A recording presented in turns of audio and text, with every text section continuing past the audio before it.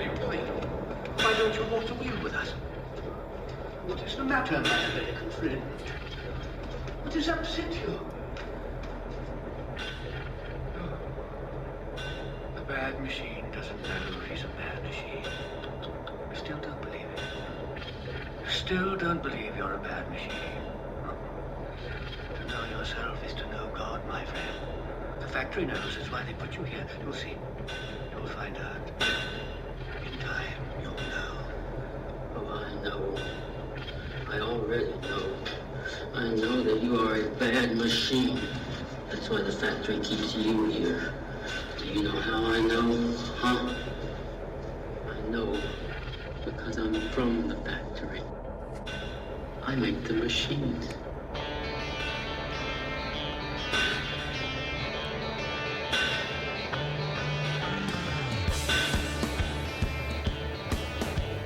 You're listening to Jim Dynamo's Bad Machine, home of the intellectual smackdown, where thought exists without error and truth knows no compromise. No quarter is asked, and no quarter is given, as the lies that bind us to the bad machine are torn asunder with unassailable fact and unquestionable reason. So put on your thinking caps and strap yourselves in, and stand by for the original man machine, Jim Dynamo.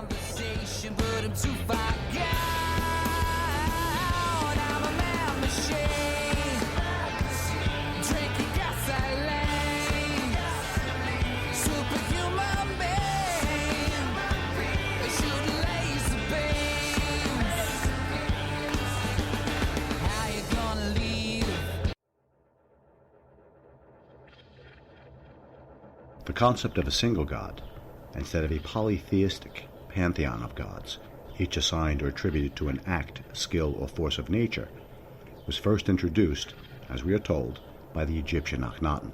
Akhenaten was pharaoh of the 18th dynasty of Egypt. He reigned from 1351 to approximately 1330 BC, 3,367 years ago. Most know Akhenaten's youngest child by name, Tutankhamun, the boy king, whose collection of burial treasure, discovered in 1922 by Howard Carter and George Herbert, still fascinate museum goers to this very day. Akhenaten had a most interesting life, and he is associated with some of the more common names of ancient history, as many believe Akhenaten was also called Moses, another Egyptian prince who believed in a single deity above all others, and like Akhenaten, was forced to flee Egypt with his family and like-minded followers from the ancient land of gods. We'll explore that aspect of Akhenaten's legacy at another time. For now, we'll concentrate on the efforts to convert the ancient world of its many pantheons, whether in the Bronze Age Egypt or in Iron Age Europa. Most are familiar with the latter Judeo-Christian world born from Rome's embracing of Christianity, with Constantine's so-called conversion at the Battle of the Milvian Bridge in 312 AD. Whether Constantine's faith in Christianity was genuine, or a politically expedient means to connect to the Roman masses, who were also abandoning the heavy taxation imposed on them by the many gods and their many temple priests eager to collect their hard-earned coins, Constantine would outlaw the persecution of Christians under his rule, and the nearly 300-year-old faith would flourish under his reign.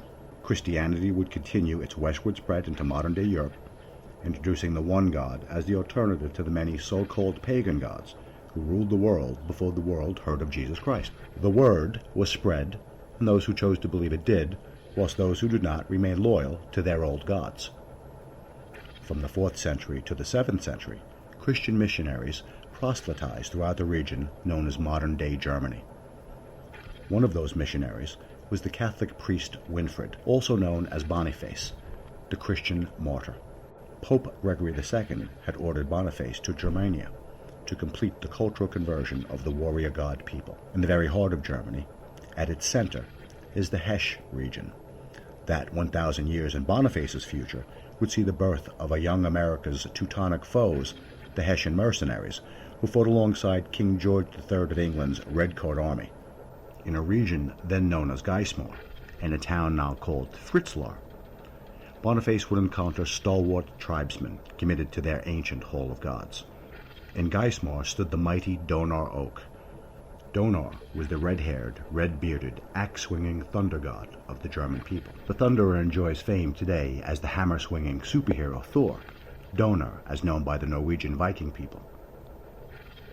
In order to convince the stubborn tribesfolk to reject Donor and his fellow Germanic deities, Boniface, the humble and yet haughty in his righteousness, would challenge Donor to strike him down.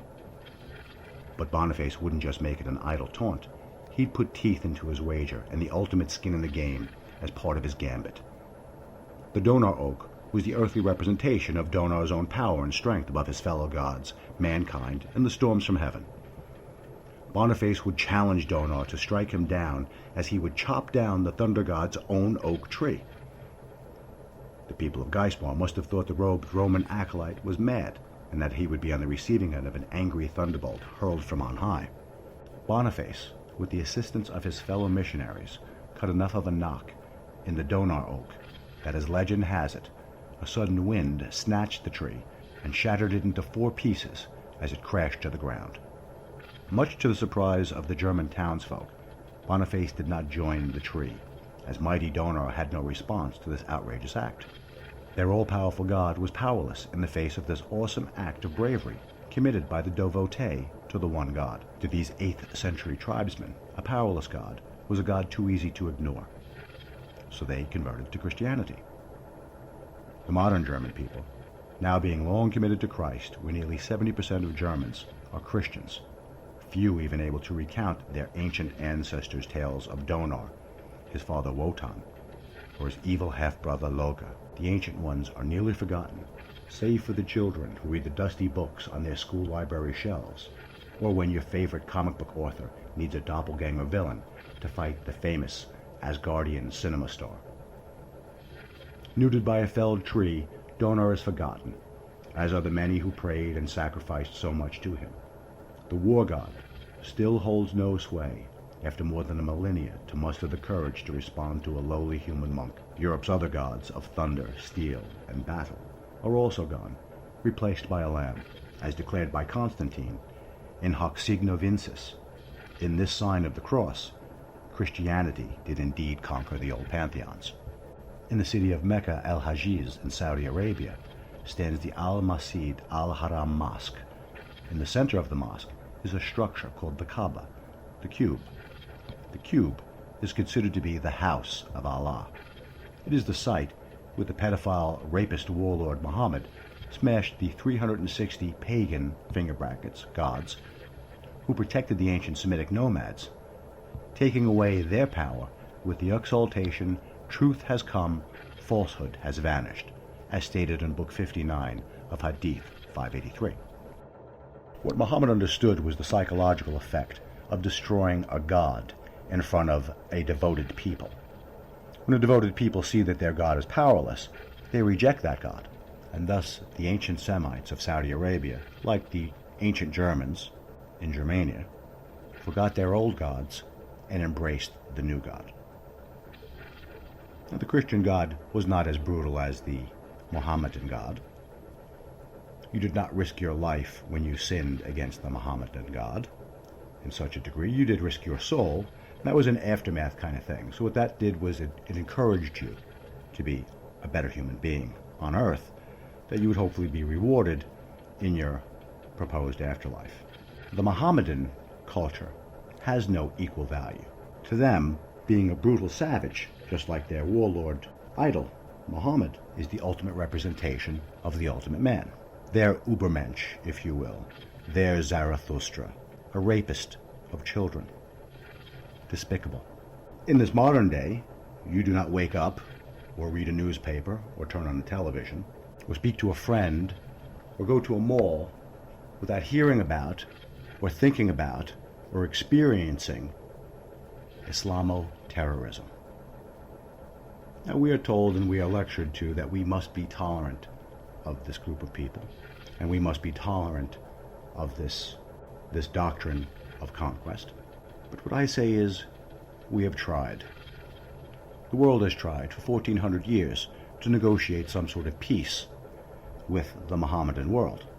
And that, as you turn on the news and they're still doing chalk outlines in Istanbul where another 40 plus people have been gunned down by Muslim terrorists.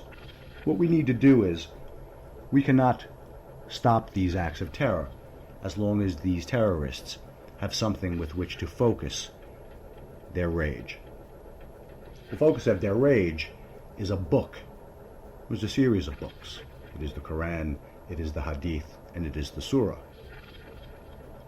These three books, this ideology of conquest, is well defined, and it is a back and forth battle. Well, don't read this book, read that book, don't read that book, read this book, and this book doesn't mean this book because Muhammad didn't write that one, he read this one, and he wrote that one, but he didn't read this one.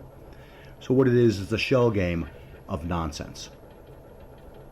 But as long as the Arabs still have a center of power with which their God has a seat, like the Donar Oak, here at the Kaaba in Saudi Arabia, where all Muslim males must do their Hajj, a pilgrimage to the sacred city, where they will scurry around this construct, the Kaaba, like insects, or like flotsam or jetsam circling a drain. It is my proposal that we apologize to the Thunder God, and we implement the newest incarnation of his power, a kinetic weapon bombardment. Actually designed for a space weapon that could create the spectacle witnesses saw in the skies above Utah and Nevada. Its name is Thor.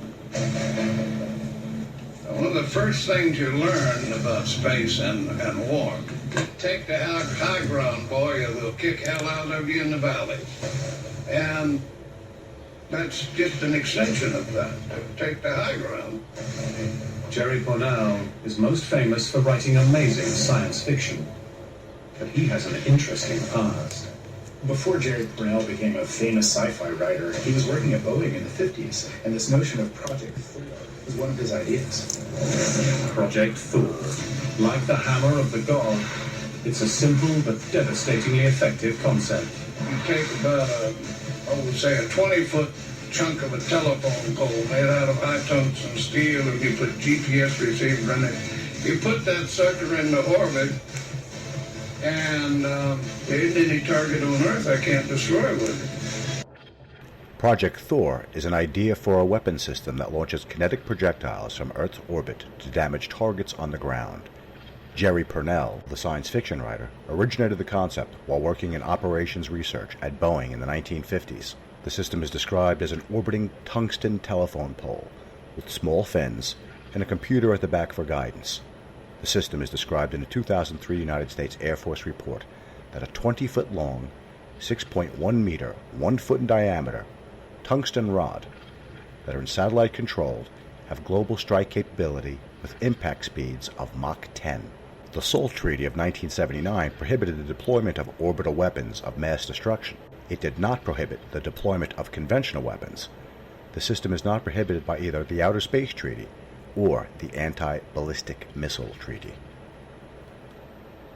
As per the 2003 Air Force report, a 6.1 meter, 0.3 meter in diameter tungsten cylinder impacting at Mach 10 has kinetic energy equivalent to approximately 11.5 tons of TNT, 7.2 tons of dynamite. By comparison, the little boy atomic bomb dropped on Hiroshima on August 6, 1945, exploded with an energy amount of about 15 kilotons of TNT. The atomic bomb that was dropped on Nagasaki on August 9, 1945, expressed about 20 kilotons of TNT energy. Now I choose kinetic weapon bombardment because kinetic weapon bombardment provides plausible deniability. Meteors fall from the sky all the time, Habib. Sorry that it happened, Muhammad. But you know what? It's going to neuter Islam, once and for all.